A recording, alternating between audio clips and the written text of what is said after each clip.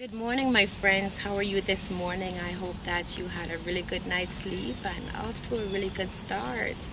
I wanted to come back on and just talk about, pretty much piggyback from the last conversation we had about feeling your vibration and asking questions, asking yourself, asking God for one, what is it you're feeling, and becoming one with your own inner self. So I had to go through my own series of vibrations afterwards, and I just want to share because it was so amazing. Very emotional, but I think it's from me to you.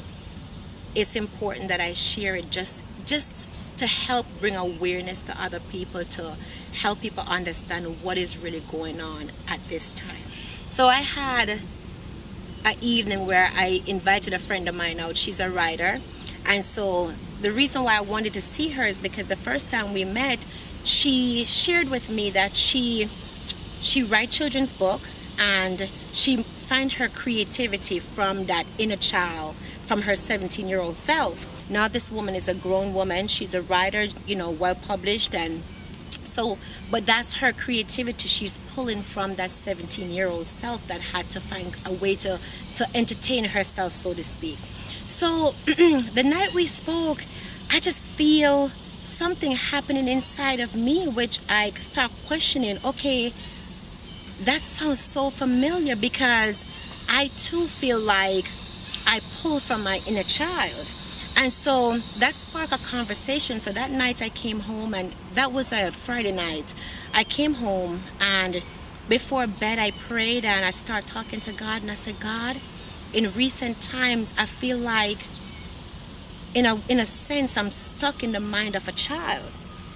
And it's kind of hard to accept that, being at 40 years old, to really have those hard conversations, to say, oh my God, what I went through as a little girl, could it be possible that at 40 you can still have a mind of a child because of trauma? So I went to bed and I started talking to God and started having these conversations and asking him to reveal to me what is happening, because so many positive things are going on, so many great things are going on, but I find myself in my deep inner core still mourning. And so that morning was a Saturday morning. I had nothing to do, and here I am. I got up and I'm laying in the bed and I'm trying to figure out, do I get up and go ride my bicycle? Somebody told me about the farmer's market, and I'm like, well, I can go to the farmer's market. But anyway, long story short, that morning I end up laying back down. And before I go into that, let me give you a brief history that some people may know. As a little girl, all before the age of 14, I was physically abused. I was sexually, verbally, emotionally abused by family members. And I had to live with that all my life. So now, coming back to that morning, I just wanted to make that very clear. But there was a part of my life where, when all this was going on, I had a chance to live with my grandmother in the country for about 3 years. And that was the best part of my life, in the country area with my grandmother. I was freed, very, very happy. You can only imagine in Jamaica, in Portland, Jamaica, I had all the fruits you can think of.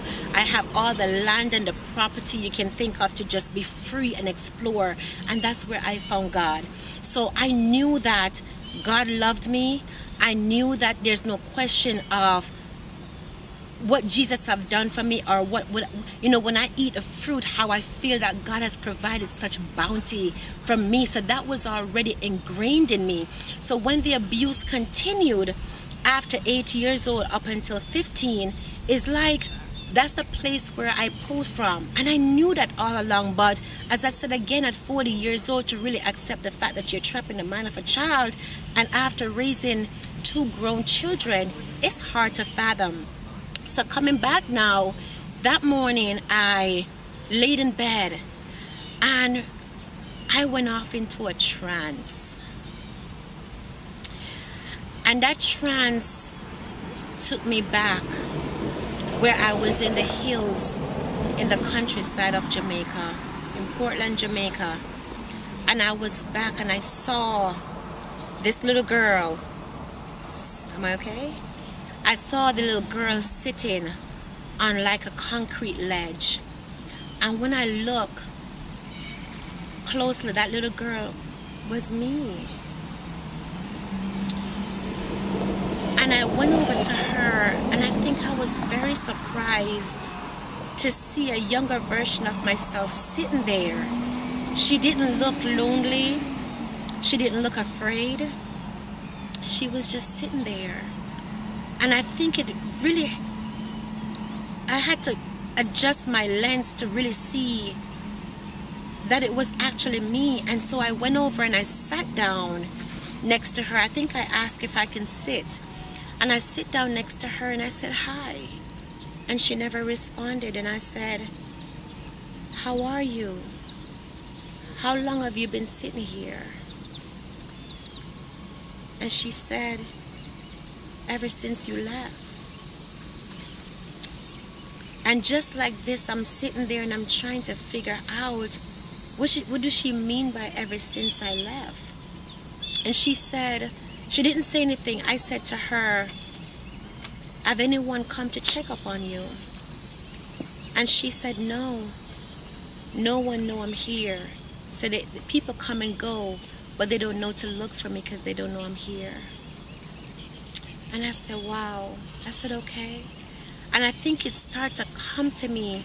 And I started to talk to her and I said, do you know how beautiful you are? You know? And she didn't smile. You know, she was always this confident girl and she know who she is, you know. She's always been that very smart little girl. And I said, do you know how beautiful you are? And she didn't smile. I said, you're so brave. You're so courageous. And she didn't look at me, didn't move. And it wasn't until I said to her,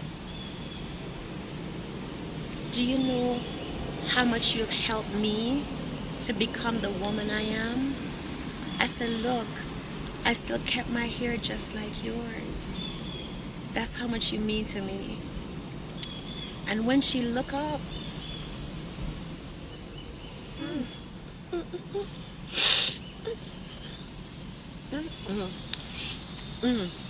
sorry.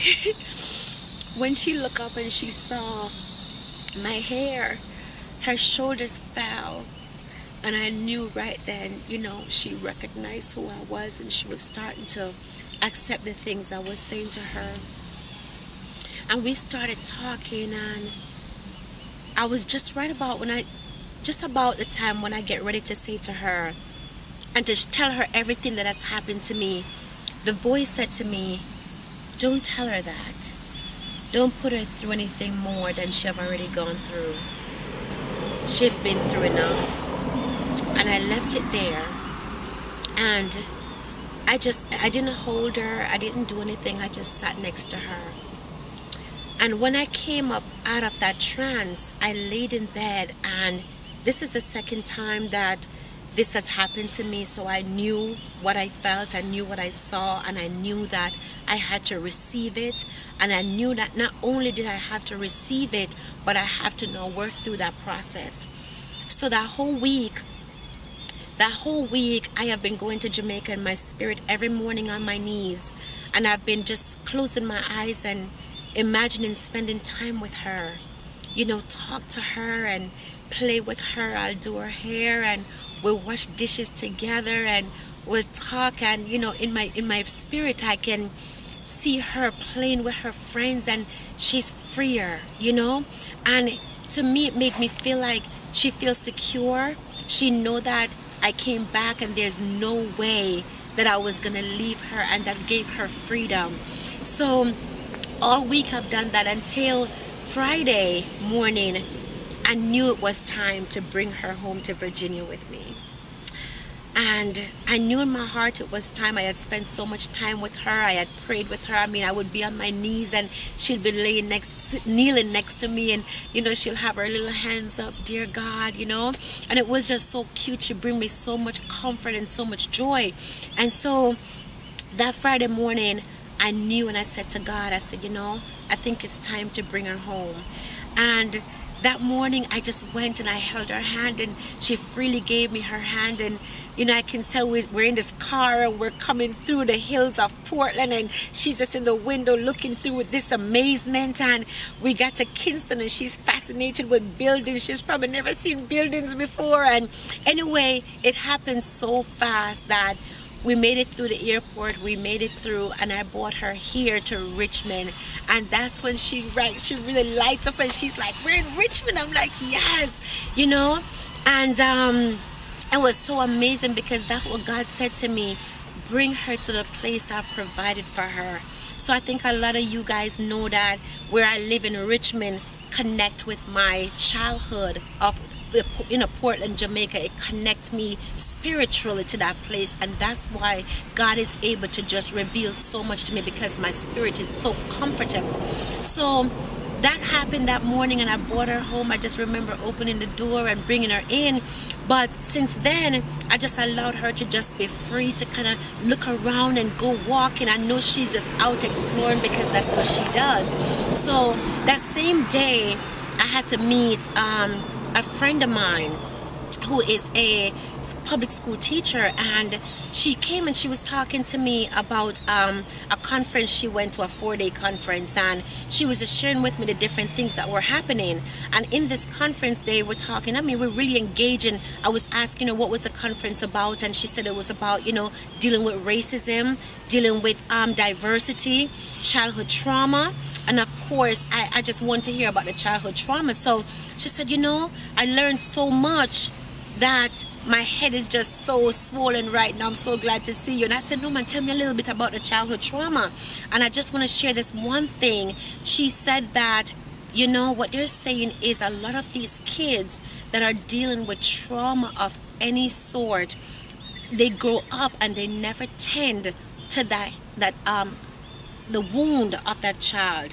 And so we get so much older and we grow into age and never tend to that little child who is still mourning.